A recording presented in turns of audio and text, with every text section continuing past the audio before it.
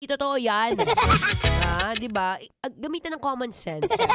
Ano mangyayari kapag inipit yung tiyan, may tendency na hindi ka pa makahinga, di ba? Saka yung mga sit-up, well, yes, pwedeng magkaroon ng muscle contractions. Pero at the end of the day, kung after mo mag-sit up, ay kakain ka ng ano, be? Kwek-kwek, nilagyan pa ng kanin, o kaya naman Lucky Me. Wow, tapos nilagyan pa ng kanin, o kaya sopas, tapos may kanin. Wow, that's lots and lots and lots of carbs. Diba? So, number 1, hindi po totoo yun. No to sit up sa hanggat hindi ka nagda-diet dyan.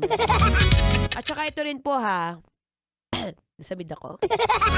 Sobrang na-excite lang ako kasi ngayon ko lang din siya, lately ko lang siya nalalaman na kapag ka nagda-diet ka, wala pong pinipiling parte ng katawan na yan. O yung tinatawag na spot reduction. Ayan na. Kung kunwari nagda-diet ka, nagda-diet ako ngayon kasi gusto kong lumiit yung tiyan ko. Paano pag ayaw ng tiyan mo agad o ayaw ng katawan mo na tiyan yung pailiitin? Magugulat ka ang lumiliit sa'yo. Mukha mo, braso mo, paa mo, hiniliit mo, lumiit lalo, loko-loko. Diba? So, depende po yan. Depende po sa reaction ng katawan mo kung ano ba yung mas maganda, ano ba yung mas mauunang matunawan ng taba. Swerte mo kung unang na-target niyan yung puson mo. Pero I believe, and this is a fact, na ang pinakamatagal pong mawalan ng taba is ang puson.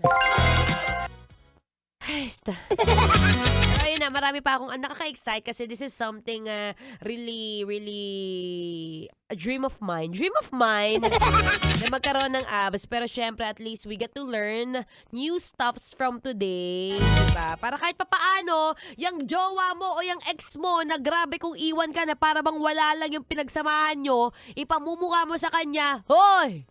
Look at me now. Diba? Yan ang mga pinakamagandang revenge. Hindi mo na kailangan gumante. Pag nakita ka lang, B, ay!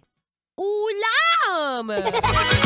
Anyway, diyan ka muna. Relax ka lang dyan.